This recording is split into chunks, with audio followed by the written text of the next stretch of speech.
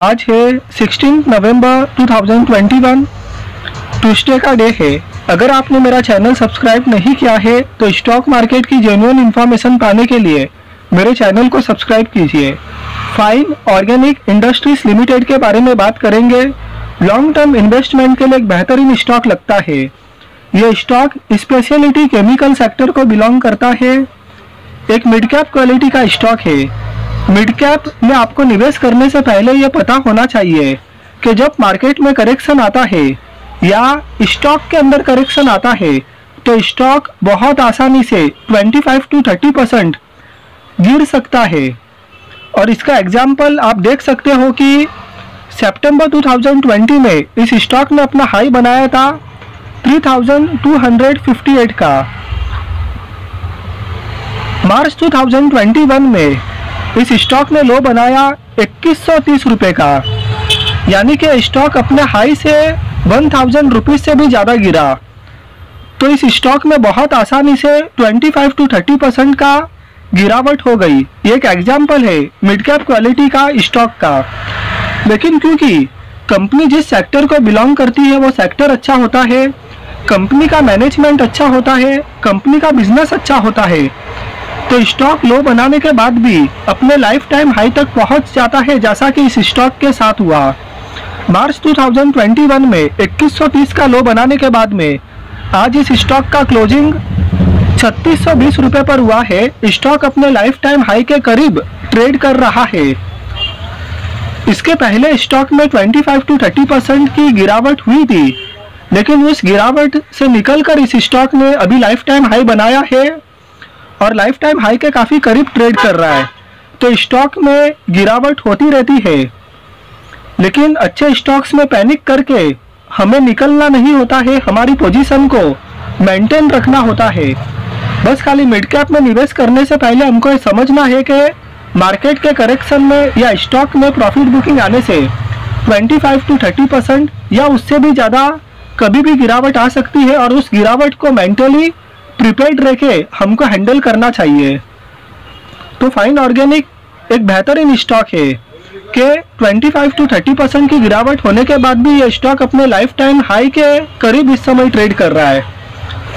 इस स्टॉक की जब हम बैलेंस शीट देखते हैं तो total reserves and surplus 723.51 crore है।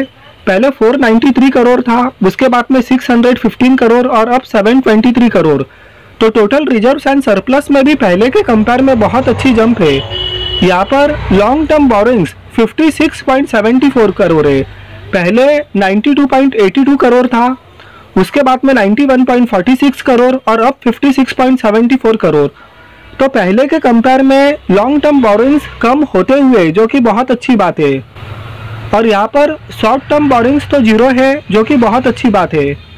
उसके अलावा कैश एंड कैश इक्विवेलेंस जब हम देखते हैं तो 261.18 करोड़, पहले 103 करोड़ था, उसके बाद में 205 करोड़ और अब 268 करोड़।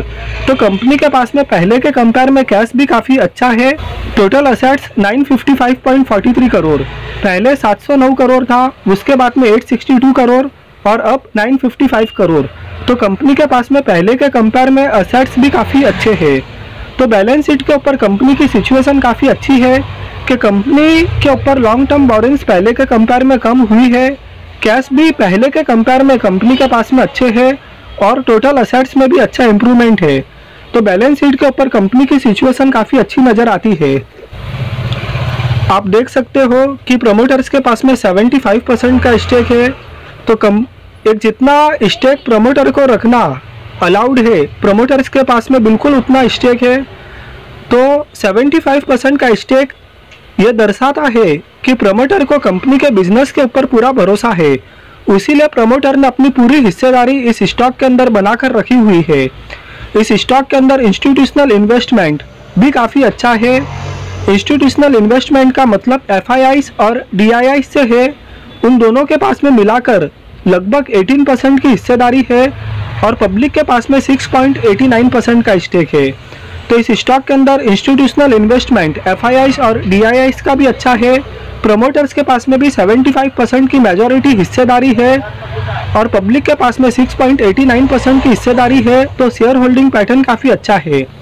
प्रमोटर्स के पास में 75% की हिस्सेदारी है, तो प्रमोटर ये कभी नहीं चाहेगा कि कंपनी के साथ में कुछ गलत हो। अगर कंपनी के साथ में कुछ गलत होगा तो सबसे ज़्यादा इफेक्टेड प्रमोटर होगा, क्योंकि प्रमोटर के पास में एक बड़ी हिस्सेदारी है। तो प्रमोटर के पास में एक बड़ी हिस्सेदारी होना एक अच्छी बात है। इस स्टॉक का मार्केट कैप 11,500 करोड़ है, एक मिड कैप की कंपनी है। इस स्टॉक का 52 वीक लो 2127 है, जबकि 52 वीक हाई 3787 है।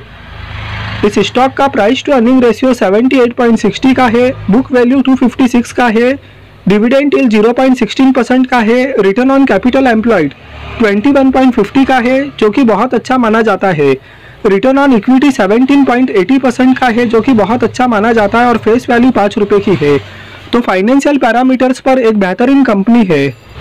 इस कंपनी का फाइनेंशियल ईयर 2022 का क्वार्टर 2 का रिजल्ट कुछ दिन पहले ही आया था, जिसमें कंपनी ने net profit year on year basis पर 3,121.58 लाख से इंक्रीज होकर 4,987.66 पोस्ट किया था, और क्वार्टर ऑन क्वार्टर बेसिस पर नेट प्रॉफिट 3,592.30 से इंक्रीज होकर 4,987.66 पोस्ट किया था। तो कंपनी ने नेट प्रॉफिट में year on year basis plus quarter on quarter basis दोनों में काफ़ी अच्छी जंप बताई थी।